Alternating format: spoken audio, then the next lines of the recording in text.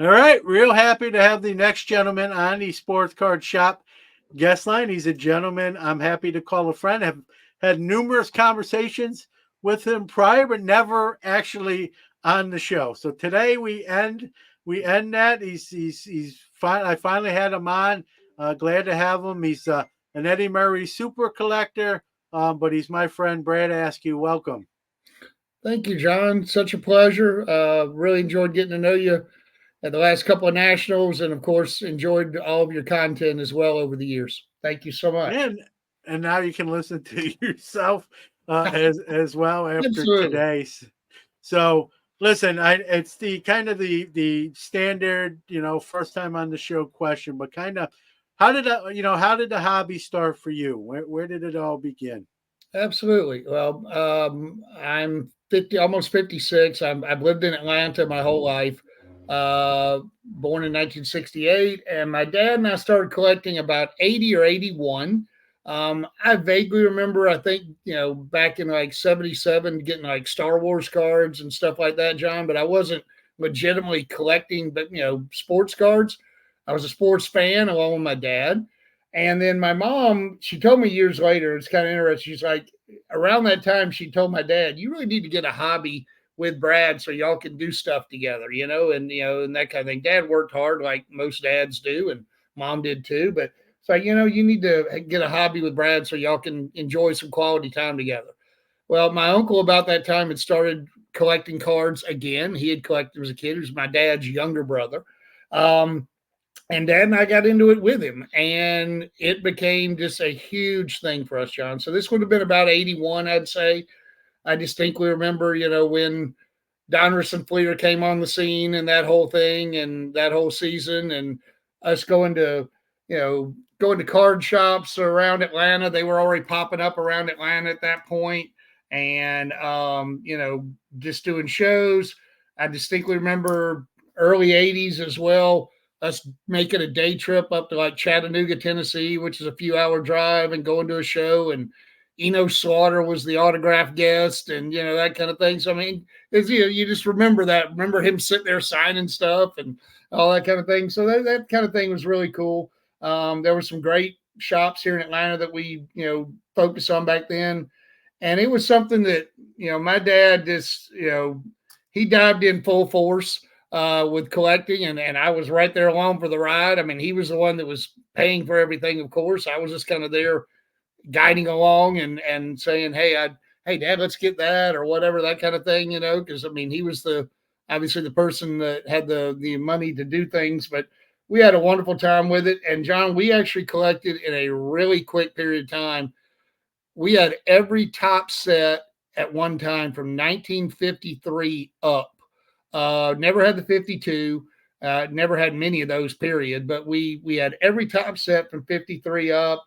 We had tons of extra vintage stars. I mean, we accumulated the stuff really, literally within 2, 3, 4 years of collecting. We had everything, which was amazing.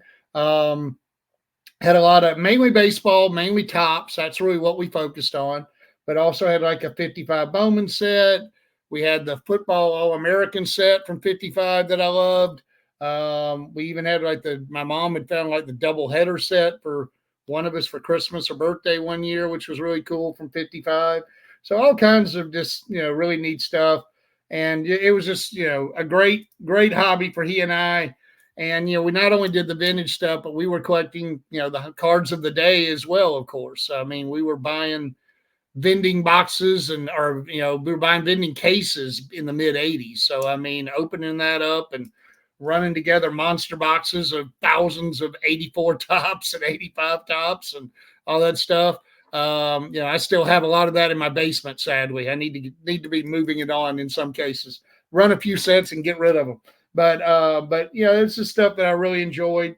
And unlike a lot of people, I never really left the hobby. I obviously I've had ups and downs in terms of when I was really active, but going to college, getting married, early work life, that kind of thing. But I Yeah, never really just left. hitting pause. Just Yeah, hitting a little bit pause. of pause, but yeah, I never left it. Never got rid of my stuff. My dad always had our collection, and then Eddie Murray, who's my kind of my main collecting focus, he was playing during all those years, as I got older. So I was still getting his new cards every year. So, and that never stopped once he retired either. So I've really been I've literally been in the hobby pretty much for, 45 years now or whatever, a long time. Yeah, a couple points too, man. That's awesome, right? I love hearing the stories where it's passed down or done with a relative, a father, a grandfather, whoever, an uncle. Uh, Right. you know, that's many times really.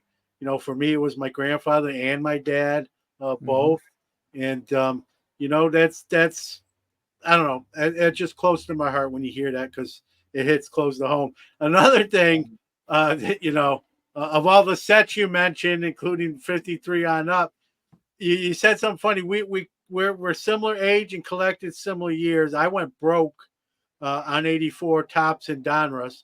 Yes. I was a huge 84 Donruss, which was actually the more expensive of the Yes. two because of the design, and people really flocked to that. And the Manly rookie and the facial shot there. So being in New York, I just all my money went into 84 baseball products, and probably good thing the kids didn't have credit cards, or I might have ran up that too. So that hit Absolutely. home. But another thing you said, which I found pretty interesting, the first cards that I actually got to open packs were 79 tops.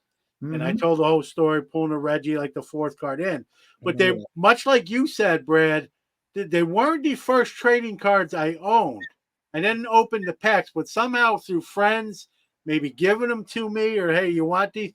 I had the Jaws cards too. And that was Mm-hmm. my first entrance into even knowing trading cards existed. Right. Was those, I believe they're 77, maybe a little bit earlier. Yeah, Um, Jaws came out in so 76. I know I 76, had the Star yeah, Wars in 77. So yeah, yeah, that and non-sports, it's funny, hit yeah. before the sports cards with me. So the Jaws cards were the first cards that I've ever had in my possession. I didn't open any packs. The Mm-hmm. 79 tops was my real entrance into kind of getting in and then being in. But it was funny hearing you when you mentioned the Jaws. I'm like, holy smokes, that's like almost the same story. I want makes me wonder how many kids got the Jaws cards, and then boom, they're in. Next thing you know, they're opening late 70s, early 80s baseball or whatever other sport, and Right. then you're in. And much like you, right? I didn't have that story where I left, sold my collection, or got thrown out. But when my son, who's 24 now, was in his early, younger years, I kind of put pause and really focused on being a dad. And then when he got older enough to know about that, then I picked it back up. But I had all my stuff. I just took a pause from doing shows for a few years and hitting the road, that sort of thing. And then when he was old enough, I brought him into the hobby, took an interest, so like and I think a lot of people probably can attest to taking a pause, but still having your stuff, and then coming back and hit and play again Absolutely. on the player, right? And Yeah, it's nothing funny wrong because with that. on the like, I mentioned about the Star Wars stuff. I had those a little bit when I was a kid. I remember that. Became a fan of all the movies. My son is a huge Star Wars fan. He's not into sports cards at all. He loves Star Wars though. And a few years ago on eBay, I picked up all those vintage Star Wars sets. I've got them in binders over here, and that's something hey, I like having them, but they're more for him in the future because that's something those the old Star Wars Empire and Jedi. I got all of those, and it's just cool to have them because that's part of my childhood. Yeah, I was a big Star Wars fan. I didn't get I got the cards later on, but I don't even know they got somehow. I kept the sports ones and they didn't make the cut. I don't know what happened.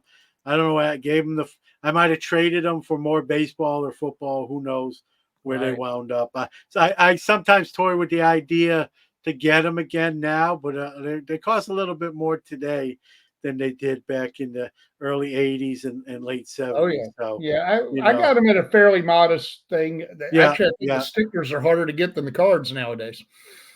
So I know I talked to you before recording. I know the answer to this now, but for those that don't, are wondering, hey, Brad, you're from Atlanta. Mhm. Why Eddie Murray? Other than being a great player, Hall of Famer, Mhm.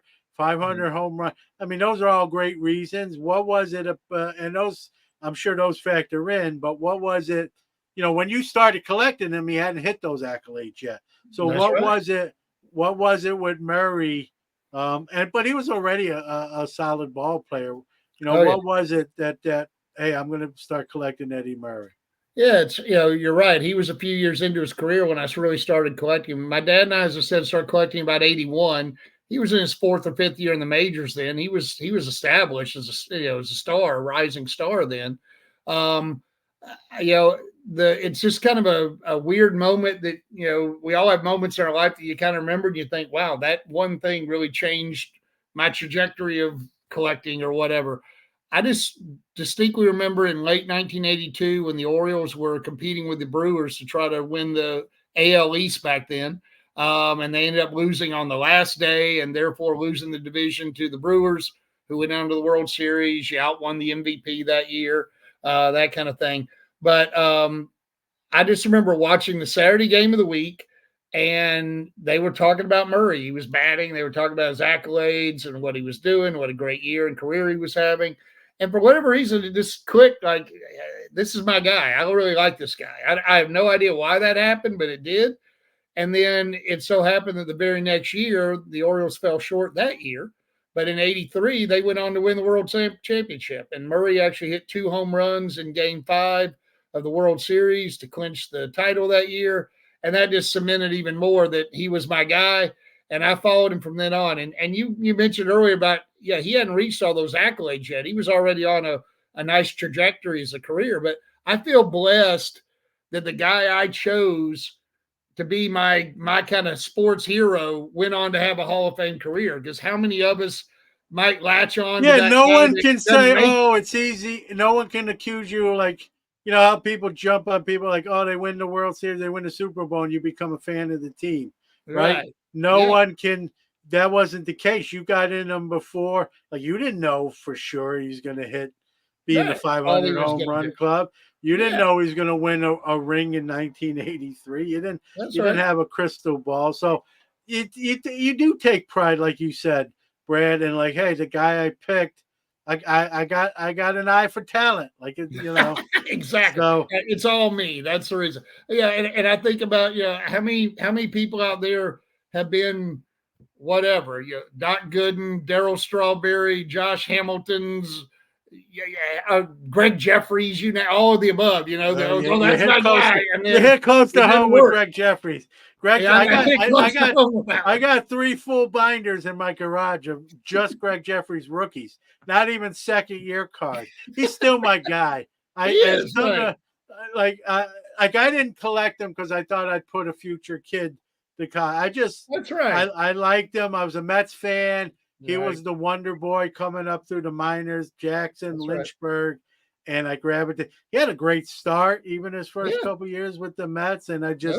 he became my guy. So for sentimental reasons, I can't get rid of the binders. They're in the garage, Got but it. they're still there. I know we did a garage clean out one year. My wife's like, "Who's this Greg Jeffries guy? Do you need these?" And I'm Can we like, throw "Do these not out? No. put Don't throw put out my them Greg back where you Jeffries. saw where they were. Put them back where they were, and We cannot slowly get rid of back the Greg away." Jeffries. That's my man.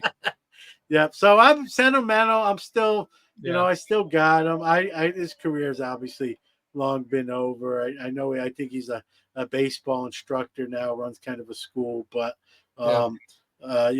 those and not everyone can be Eddie Murray, That's right. as And we I all and I know. I'm just blessed to have him follow his whole career. I followed him as he moved along because I mean I was with Baltimore for a long time. I followed him when he went to the Mets or went to the Dodgers and the Mets and the Indians and had a nice run there. Went back to the Orioles, hit his 500th home run there, which was great. Got his 3,000th hit with the Indians. Just it was great to follow his career. Checking, back in the day, checking box scores, every day and checking out Sports Center at night. Did Murray do anything today? And Yeah.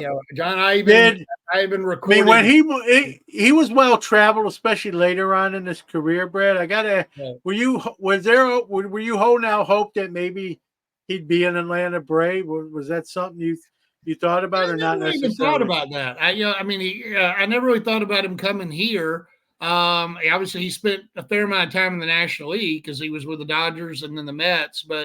And then when he went back to Cleveland, it was later in his career. And obviously, at that point, he was only going to be DHing, and which now we got DH in both leagues, of course. But back then, yeah, as you get older, you were definitely going to be in the American League. That's just the way it was, right? So yeah, that was good. Man, I never really thought about him being here. It would have been cool to potentially go see him regularly in Atlanta. And I did see him play here a lot when he came into town with the Dodgers and Mets. We even had Brave season tickets for a year or two in the early '90s, so I got to see him play a good bit here in those days. So that was neat. But yeah, but he became my guy, and I've been, he said I just really blessed to watch him have a tremendous career. I told my wife when we were dating, even I said, "Yeah, one of these days he's going to get in the Hall of Fame, and if we're together, I'm going to Cooperstown." And we did. We had a wonderful trip. That was in '03. Hard to believe it's been 21 years ago that he got in the Hall of Fame. It's been time flies, but we had a wonderful trip up there, and just a great time. Actually spent a lot of time there with a gentleman who's a fellow Murray collector who I'd befriended, and he and his wife, and we just had a great time. And that was tremendous to buy a ticket and watch him get. We had seating, and watch him get inducted and just enjoy the whole weekend. It was really neat. I'd pick up a ton of stuff. My goodness, I don't even know. I picked up 20, 30, 40 items probably that week, or what, either leading up to that they had made or that I found on the spot. I picked up tons of Murray stuff that week, of course. Yeah, and as someone who lives pretty fairly close to Cooperstown at about 60, 70 minutes away, Yeah, I've been to a couple inductions. Yeah, they're it's a great event. They do a great job with it. And if they you're do. a guy, if you have a favorite player, you got it. It's almost the rite of passage. I think you gotta, if even if you go, and that's the only time you go, it's really a cool moment, as you pointed out. Oh, And yeah. I've seen a few inductions, and you know, uh, I'm a Thurman Munson guy. Jackie got in obviously before I was even around, so Right, I didn't go there. But if somehow Munson ever can get in posthumously, um, right. I would go there, and I'm sure the family will not be on the podium and say some things. I definitely will be there if that day ever comes, and hopefully, Yeah, I hope that day does come. For we yeah. all know what happened in the Of tragedy course, there. and So yeah, so you yeah, certainly that's a in the great event. conversation. Yeah. So I got to ask you. So, and some of these questions I know the answers from conversating with you, but for those listening, so how many? Two-pronged question, right? How many Murray cards do you have, and then how many are different? I literally have total cards. Oh gosh, probably 10,000 or more. I have gobs of them. But as far as unique items, and they're not all cards, unique items, I have about 3,800 unique items. Now that's not only cards, obviously heavy cards, stickers, bobbleheads, posters. You can actually see some of the posters here on the wall there, over here on the side. Yeah, I've got all of that. I have I have I don't know 200 or 300 publications, John, that either have him on the cover or an article about him inside, that kind of stuff. Obviously, Orioles, everything from yearbooks and media guides, and I've got gobs and all that kind of stuff. So I just have, and I've even got tons of internet articles that I printed off over the years and put into binders on him, that kind of stuff. Throughout his career, I actually also recorded a ton of VHS tapes. I've got a ton of hours and hours and hours of highlights of him, either live games or Sports Center highlights, you name it. I've got all that kind of stuff. The Hall of Fame induction, all of that. So I mean, I have just tons of stuff, and I literally I don't know that I'll ever take the time because it takes a lot. I know it would take a ton of time and energy, but I'm really intrigued by the thought of actually writing a book about him sometime because I know I've got enough material to do it already in my collection, so I could do it. It'd just be a matter of taking the time. And right now, at this stage of my life, when I'm working and doing my thing, that would not be an easy thing to do. But it's something I'm intrigued by because I just feel like, and it wouldn't be something to necessarily to publish or to make money off of.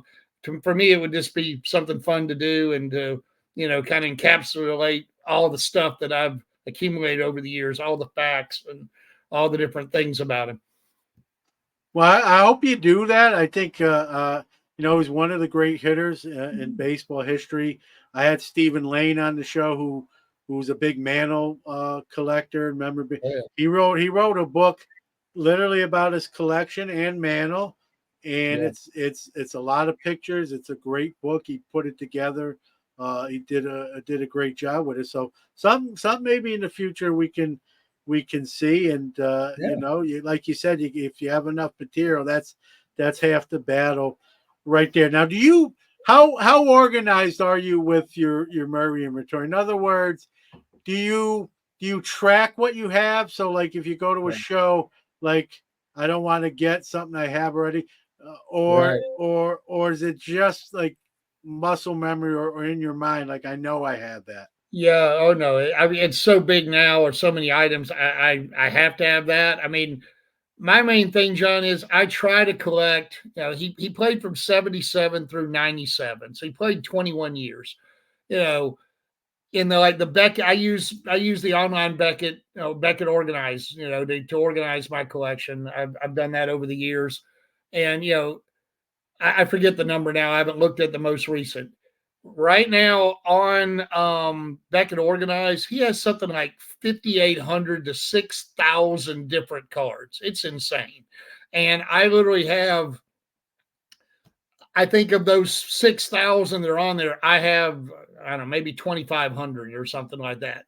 That's part of my collection. Then, like I said, all the other stuff, the ancillary stuff, the non cards. But the crazy thing is, in his career, you know, from the time he played, now 77 to 97, he only had about 1,000 cards or issues that came out. He's had about 5,000 since he retired, which is just crazy to think about. And I've told people this before, John. If I had the money and or the crazy, thoughts to, I'm just going to throw all the money in the world at these new issues and try to get them, I could buy dozens of Murray autos and new cards every single month. It is crazy when I look on eBay. I obviously, like everybody, I've got eBay searches. Yeah, Eddie Murray auto. I'll pull that up. Oh, 200 new ones to look at. It's like, are you kidding me? It It is it never it is ceases. It is crazy. I draw the analogy too, Brad, to like you hear some of the players of the past, like I make more money like going appearances and shows than I did in my playing career. They That's have more right. cards. They have more cards Yeah. now than in their playing career. Like kind of Yeah, I don't goes. know what they get paid to do these sticker autos, but they don't. It's not chump change, I'm sure. And God bless them. Hey, good for them. I mean, Yeah, I do it, and but Murray. I mean, he's pretty prolific. There are tons of them out there still. Every year, Topps has got tons of them, and Panini and some of the others. And I do pick some of them up. I mean, if I get a good deal on them, I'll pick some of them up. But it's not a consuming thought of, oh God, I got to have this rainbow of 27 different things. I told somebody the other day, like, perfect example, 2020 Donruss. The this is a Panini non-licensed, run-of-the-mill. Okay, just another issue out there, right? He's got like 23 different parallels of his yeah, base card. crazy. I'm like, what do I need with 23? Do I have a handful of them or 10 of them? Yeah, I do. And I'll pick them up cheap if I can, but I'm not going to, go crazy trying to pick up 23 parallel versions or whatever. I try to focus. I know I've heard Dr. Beckett say before, and a lot of people try to focus on just the cards from their career, and I absolutely do that. But I also try to collect from like up through about '05 or so, his Hall of Fame induction year. '05 was a huge year for his collection. I bet in '05 alone, he probably had 800 cards come out, which was crazy. The 2005 Upper Deck Hall of Fame set? Are you familiar with that one at Yeah, all? yep, I I am. love that set. The photography's awesome. The pictures are awesome. Murray's got like 5 different subsets, and everything goes from base card to auto to jersey relic to number to 5, number to 10, number to 50, number to all that. I mean, it goes on and on and on. He has 180 different cards in that one set, and I own over 100 of them. There so, you go. Including many one of ones. But I got one of them right here. Yeah, go ahead, show it. Yeah, one of the few. If you can see it. Yeah, this was actually eBay authenticated. It's a one of one auto. It's the rainbow one of one, they call it. And I've got a few from that set that are one of ones. But I mean, that's just one. Somebody threw it up on eBay and wanted an exorbitant price, and I came in and offered a fraction of that. And he took it immediately. So I still quote overpaid for it, but it's a one of one from one of my favorite sets. I'm like, why not? I'm going to pay it. I get it. You got certain items you just know you got to have it. Yeah. I think you got the right attitude and approach to it, Brad. Right? Like you're comfortable knowing, like, I'm never going to own every Eddie Murray card. Not even. I don't think. But I'm going to pick up the ones I can. I'm going to pick up the ones I like. Yeah. And I think you enjoy that more. I think if you're like, I got to get every one, becomes more of a stressful situation than an enjoyable situation. And that's how I am with Jackie, right? I know I'm never, especially now. I mean, he's every new release, there's almost a Jackie Robinson, right? Mm-hmm. And like you said, then you got the rainbows and the parallels. Like, I know I'm comfortable in my skin and knowing with the fact that I'm never going to have every Jackie Robinson. And that's okay. And I'm going to pick up, whether it's in person at a show or on eBay doing a search, I'm going to pick up ones I like or aesthetically pleasing. And if I don't get everyone, that it is what it is. And I'm not going to stress. I'm not going to stay up at night dwelling about it. And I think sometimes people do that. I'm not saying, I think more often than not, they're kind of like we are, but the folks that kind of stress, now you're taking the enjoyment out of the hobby, right? Yeah. I think I remember the hobby's supposed to be fun and enjoyable, right? Right. And so you go in with the right mindset. Go ahead. Yeah, I think I remember Tanner, who's a big Conseco guy, who does podcasts and stuff. I remember him talking about this became such an obsession. He's like, I got to check eBay 27 times a day and all that, just to try to get it. And after a while, it's exhausting, and it's like, I can't. And it gets to an addiction point too. Like you mentioned, like, I'm checking 20, any kind of free moment, I'm grabbing my phone or logging on my computer, right? Right. Exactly. And that again, to each their own, right? Hobby your way, all that stuff I like to say. Of course. But I like to enjoy my hobby, and I just go in it, on the Robinson. I collect Jackie Robinson and Hall of Fame graded rookies. Right. I know on both sides of those aisles, I'm never going to have every one of either one of those niches. Sure. And that's okay. Right. When I get what I get, and when the music stops, it is what it is. I'm not going to stress, because if I'm stressing about it, like, I wanted to see a rookie 2 years ago at the National. Didn't happen. I got it this year. Right. You and I talked earlier. I was like, what are you looking for, John? And I was trying to find some for you could go find or look at. Yeah. So I don't like, if it happens, great. If it doesn't, I get other stuff. Right. I mean, the worst thing that can happen is you walk out of there and you didn't buy anything, which is pretty rare. That's no good. That might make some stress, but I think you go in with the right mindset and you enjoy the process. You enjoy the cards you do get. You enjoy your collection. And I think most people, I'm probably preaching to the choir to most people. I think most people have that approach, especially nowadays with all these new releases. It's hard to keep up. And you can't even get to. I'll show you even if you want. I don't even care if you have an unlimited bankroll. It's still hard. Go ahead. Here's your Jackie. You can see this is actually one of my prized possession cards. I've had this going back to my dad. My dad and I bought this back in the 80s. This is I actually got it graded on a Beckett holder a long time ago, and it's a 6, which I love don't it. have mine handy, but that's a higher grade than the one I have. So there you go. I You love want to it. I mean, trade? I think I got a 3 I'd give you. exactly. I absolutely adore it. I love it. I love it. And I know that like it's probably a card. As I mentioned earlier, my son's not really into the cards. My daughter liked the movie 42. This card will probably be my daughter's one of these days. So I mean, Yeah, I just yeah. I love that. I'd love to get all of Jackie's vintage cards from back then, but as you know, my goodness, they've got. I had most of them back in the day, but my dad and I sold off So this, with a lot of that stuff. yeah. Here's the thing: I don't have every one of even his playing days one. I'm missing a few, Yeah, and to one of the things I did, like even to acquire the Leaf, was I had to sell a couple.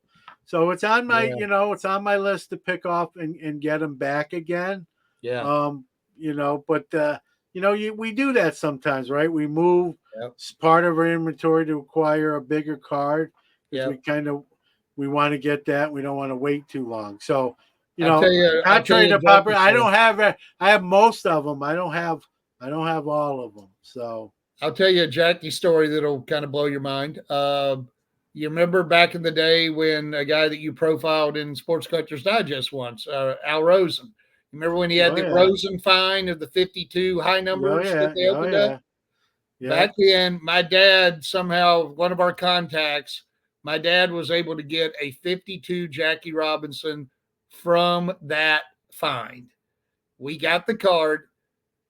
John, it was a blazer, man. I mean, it was off center side. It was like 2/3, 1/3, maybe, as I recall, but it was blazing.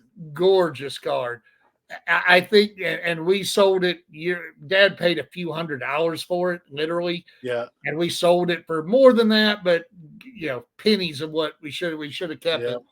it. I think if I had that card now, it probably would have graded a 7 or an 8 or maybe Wow. whatever. I'm like, oh my god, that card in an 8. I'd be like, what in the world would that be worth nowadays? And that I had one at one You'd time. have. It was gorgeous. I'll just answer that like this. You'd have a lot more Eddie Murray cards. Yeah, exactly. Yeah, but I'd like to have the Jackie. I'd like to have that Jackie Yeah, back. yeah, And no, believe me, it no, was no. gorgeous. That and I think we all have stories like that, right? Oh I yeah, tell the story. Jeter's SP rookie came yeah. out during my store years when I had my shop, and I'm in New York, and Oh so yeah. people loved him. I always thought at the time that he was overrated. I thought he was good. I didn't think he was going to Right. be great. So Right. I just sold him as quick as I could get him. I'd buy them to resell them. Yeah. And for what I sold them for, I probably went through 140, 150 of those a Woo! 2 year in a 2 year span, not like in a month, but Wow. over the course of 2 years, from opening the SP product to just buying the card and then selling them at the store. But Yeah. I didn't think he was going to be what he turned out to be, right? So we Yeah. all have There's that similar much. stories like Oh that. yeah. Like, We yeah, never. can I have Yeah. a mulligan? Can Yeah. I have a mulligan on Jeter SPs that I went through? Yeah. So and vintage cards too. I had vintage cards back in the day that I sold. I sold Jackies to acquire other Jackies that probably would have made more sense to keep them and just buy the Jackies I bought and keep the ones Absolutely. I sold. So Yeah. so I think we all have those, things we regret, and it just comes with the collecting territory and Yep. that sort of If you're around as long as you and I both have been, you're gonna screw things up. Wish we'd never sold all those old sets. Wish we had yeah, held on to yeah, that Robinson. Wish we'd done this. Even with my Murray, the biggest regret I have with Murray, I remember being at the National in Atlanta. Uh, this would have been '99, I think it was. David Adams had the gold, the mirror gold 96 Select Murray, which they only made 30 of them, and that's an uber popular set even today. And they had one, and I held it in my hands, and they wanted $100, and I did not pull the trigger, and I'm like, what an idiot, because one sold. They don't well, come up very often, but when they do, one sold on eBay recently for like $2,200. yeah. No, So I, I kind of I I think tell the story. I tell the story even with the Jackie Leaf, which I do now own. I three times, Brad. I could have bought that way, yeah, at different moments, a lot cheaper than it wound up cost me. And if I could go back, if that DeLorean, I always joke, if that oh yeah. DeLorean was real, me and Mhm. Dr. Emmett Brown would be going back to those moments, and like I'd be pulling the trigger rather than saying, "Nah, I think I'm going to wait. I'll get it another time." Oh Right? God, yeah. I Food. think I think back to those early '80s, John. I mean, I was the kid, and I'm sure you were the same way. And it's why it's so cool that you and I both have become friendly with Dr. Beckett, which is just a joy. But I remember getting that Beckett every month and just poring over it and reading all the Yeah, we wanted the prices. triangles. We What were went looking up? for What the went black up? triangles. Oh I no, that went wanted. down. My world is ending. That went down. All the I read. I crazy. read that thing like it was my job, and I Yeah, read it. me No, too. I read it. I read it like it was my job, and then I go through even after I read it. Who had all the black triangles? Who's the Yeah. guy? Right?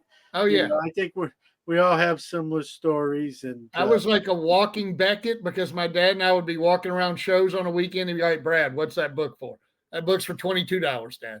I mean, I would like have it in my brain. I knew what all of those were. It was crazy back in the day. well, people had that in their back, like folded up in their back Oh pocket, yeah. You like had to stick it. carry it. It was everywhere. Yeah, yeah. I There mean, was no smartphones and scanning no, cards. It was, we didn't let me have pull that comps. out. We didn't have Yeah, eBay.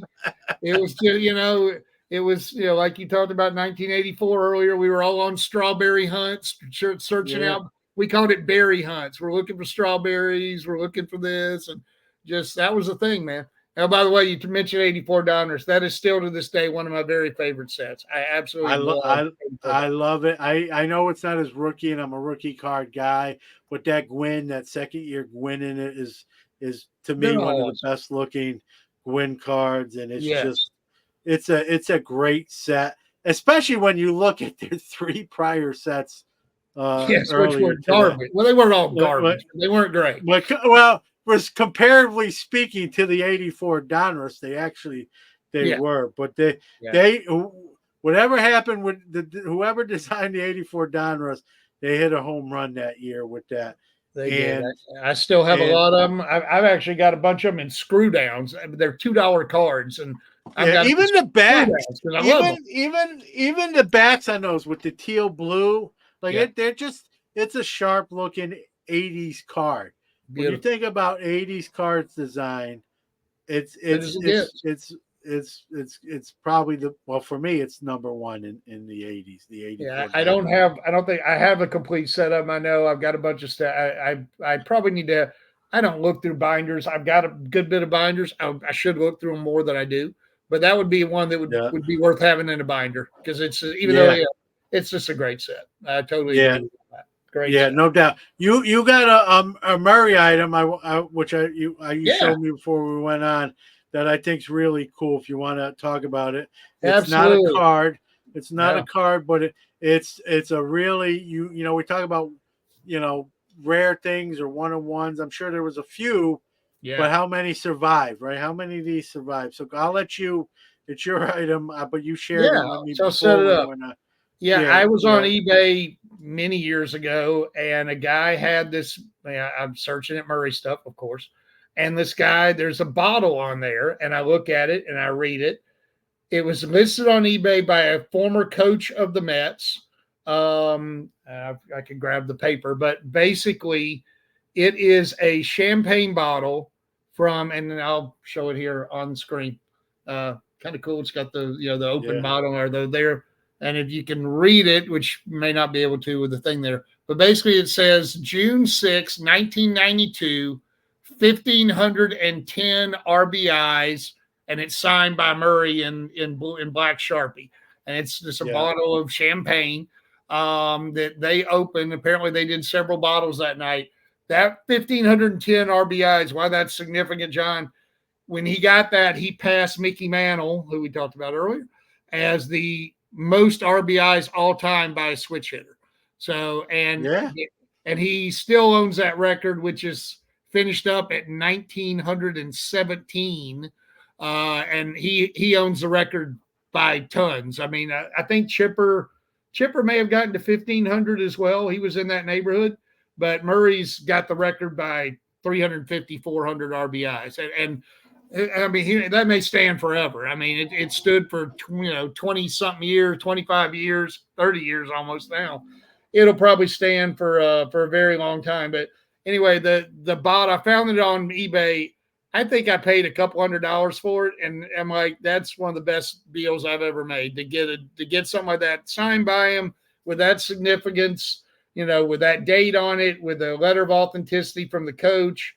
It's just a great item to have. That's a personal item. That's not an Yeah. 8x10 that you Yeah. just hand him. That's something that was designed for the record. Absolutely. Yeah. Who knows how many of those exist? Maybe 2, 3, 4 at the most. There probably aren't many. And yeah, I mean, who knows that you may have something for that matter, Brad. When you think about this, you may have something that Eddie Murray himself might not even have any, but like he may not. Yeah, I'll read real quick the letter. Who was it? It was Dave LaRoche. He was a pitcher back in the day. He was right? a pitcher, yeah, for the Yankees, Pirates, I believe. Yeah. To whom it may concern, on June 6, 1992, New York Met first baseman Eddie Murray drove in the 1,510th run of his career, breaking Mickey Mouse's record for career RBIs by switch hitter. In celebration of this event, Eddie Murray opened this bottle of champagne and toasted with teammates and coaching staff. Being a member of the New York Mets coaching staff at the time, I took this bottle that was opened on that occasion and had Eddie Murray sign it. Signed, Dave LaRoche, right there. So listening to you read that, let's connect a few dots here. Could be. I doubt it's the only bottle. Surely they did more than one bottle. The way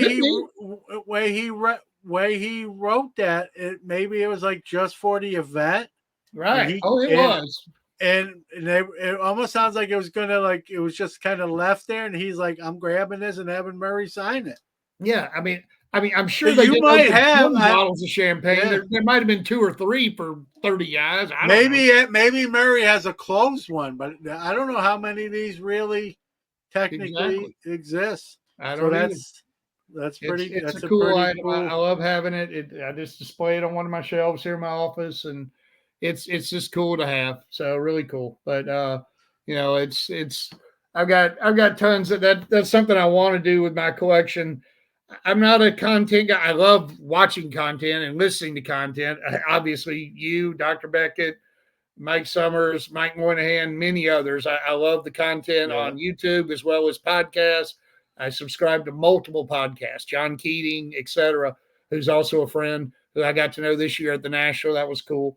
But it's just really really cool to get to know folks like that, and to just share this collection, share the hobby with folks. And are you asking me to sign?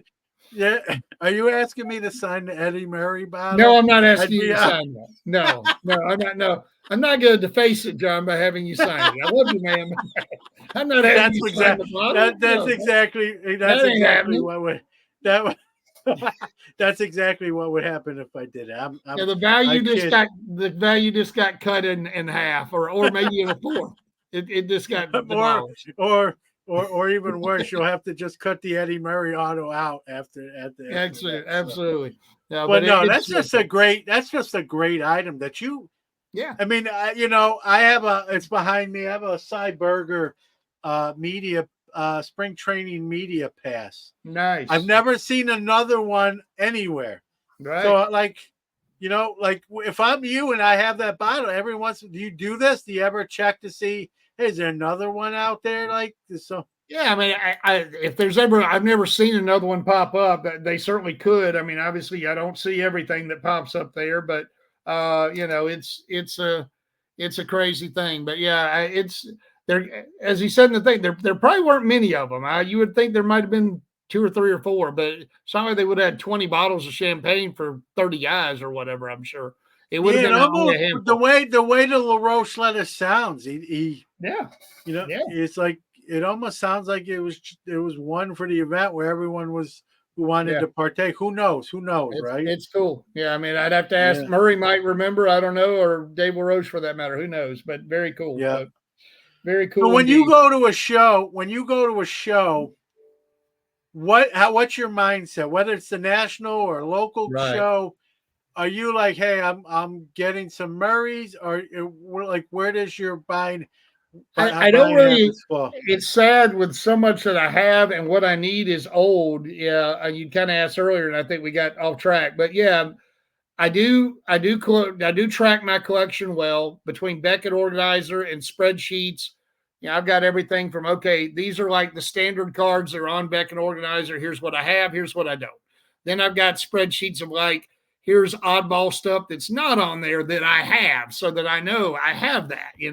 Then I have a list of whatever, like these three-dimensional kind of items like the bottle or stuff from the Hall of Fame or whatever. I have a list of all that. I've got a list of all the publications I have. So if I've got all that on my iPad or even printed or whatever, and I'm at a national, I can look at it and go, okay, do I have that Orioles media guide? I probably do. Let me check. I can look it up and find out.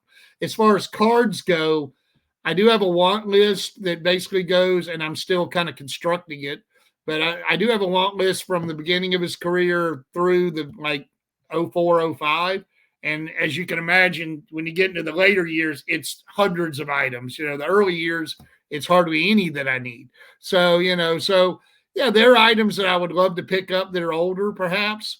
And then when you get into the 03, especially 04, 05, it's all these different parallels and all that kind of stuff that came out. Like I was talking about the Hall of Fame set that I love so much. There's 180 of them. I've got 101, holding 105, whatever I've got. Well, that means there's a whole bunch of them I don't have, and those are ones they pop up on eBay. I'm going to track them and I'm going to try. I may overspend for some of those, but I'm not going to overspend, as we talked about earlier, for yet another 2024 auto that comes out numbered to 25. I'll pick them up if I can get them cheap, but I'm not going to overspend. I'm going to focus on the older stuff that is a little more, career, playing career time or close to playing career time that are special to me. But so that's kind of Yeah. my thought. When it comes to the national, I don't really go into there thinking I'm going to find many Murrays because I just don't think I will. Literally this year at the national, I picked up a couple items, nothing special that were that I got. I got a blank back like 85 All Star Tops All Star card. I got a relic card, recent like National Treasures. That's about it. Nothing special. I'm not going to find rare Murray stuff there that I don't think usually.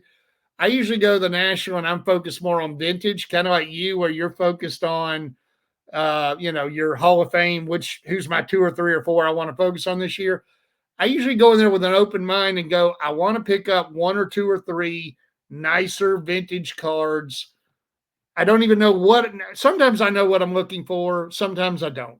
But Sometimes I don't. Sometimes I think it's better not even to have like go in without yeah, a list and just yeah, whatever hits you. I know you got some card. We're coming down the home stretch here, sure. Brad. But if you want to share some of your collection, whether you got it at a national or however you acquired Yeah. it, but go ahead, go ahead. Couple of years, For yeah. those, This is, for instance, this is Jake Beckley. This is a T206. I got it in a 4. I got it at the Chicago National 23. It's a Piedmont back, nothing too special. But Murray actually broke his record for most games played at first base. And this is one of the few playing day cards that Beckley had. He's a Hall of Famer. He's a minor Hall of Famer. Not even a lot of people don't even know who he is. But because Murray broke that record, I'm like, I want to get that card. There's the connection. Yeah, There's the so that's connection. a connection there for me. This year at the National, I picked this up from a very dear friend of mine. He had it. I picked up a Diamond Stars Melot. I did not Yeah, go into the Cleveland National thinking I want to get a knot this year. I just yeah. saw it. It piqued my interest. I'm like, heck yeah, I want that. So I picked it up. So that's the kind of thing that I've picked up. I've got a lot of in my vintage that most of my vintage collection is either stuff that my dad and I had going back to the 80s. I would say probably 80% of my hundreds of vintage stars that I have are back that I've had literally 30, 40 years.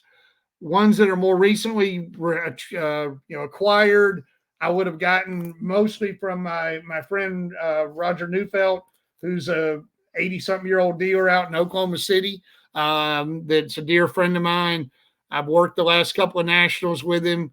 He wasn't able to come this year, but I worked 2 nationals with him before that, and just enjoy helping him out of his booth and doing that. And dear friend, and that's what the hobby's all about. I mean, as your slogan says, the hobby is the people. I met so many awesome people through this hobby. I love Yeah. the cards. I love going to the national. I love looking at cards and buying cards, etc. But going to that show really is, as I know you've said before, it's like a family reunion. You're going to see so many people that are great Yeah. friends, from Dr. Beckett to yourself. I've met Danny a little bit. Also, Mike Summer, and then these other friends. And even before, not even people I would necessarily see at the national. Being a Murray collector going back all these years, there are several Murray collectors that I have in my phone. I don't really correspond with them much anymore, but some of them, I've traded with or I bought cards from. They're older. They're looking to move on from their collection. I bought stuff from them. One in particular is a guy named Dwayne Crater that lives in Tampa. He had a huge Murray collection, bigger than mine ever has been back in the day. And I bought tons of stuff from him. I've been to his home Yeah. multiple times. I mean, those kind of relationships are just cool. And that's the same guy that I went to the Hall of Fame with back in '03 when Murray was inducted. So those relationships you make are just so cool. And it's great to have people as friends, share relationships with them. I just met 2 new guys this year at the National, actually 3 new guys I never met before that I met and I've become friends with. And we text each other every now and then. We're planning on seeing each other at future nationals. I mean, that kind of thing is really cool. And you actually met 1 or 2 of those. Tom Snell was one of them, and a guy named Yeah. Robert Doggridge as well. And then a guy named Ruben as well. Are all guys that I met. They're so cool. They're great guys to hang out with and get to know. And that's just what's so great about the Nationals, seeing all these people. It's very true. Here, as they say, and much like cards, we add to our collections, right? We can add friends Yep. to our collective friends list as well, and sometimes they might last longer than the cards as we move cards Yep. here and there as Absolutely, well. Well, man. that's a great way to kind of finish for now, and for those. I know you're not big on social media. You're the smarter Right. of the two on the screen here because of it. But if someone has maybe an Eddie Murray that they think you would like and wanted Sure. to check with you, how might Yeah. they do that, Brad? Go ahead and give Well, whatever info you want like to you give. said, I'm not. I'm not on Instagram. I've got a Facebook account, but I don't ever do anything on it. That kind of thing. Really, for me, it texting and phone calls and email is fine as far as people reaching me. Actually, my cell phone, which I don't mind sharing, is 404-444-9393. Anybody who wants to reach out, happy to send me a text. That'd be great. Email is Brad Askew at Comcast.net. And collect Murray. I collect vintage as well. I still love my vintage cards, but Murray's the main focus of my collection. So there you go. You got a Murray, you think, or you want to even be super nice and like, hey, I want to get this to you.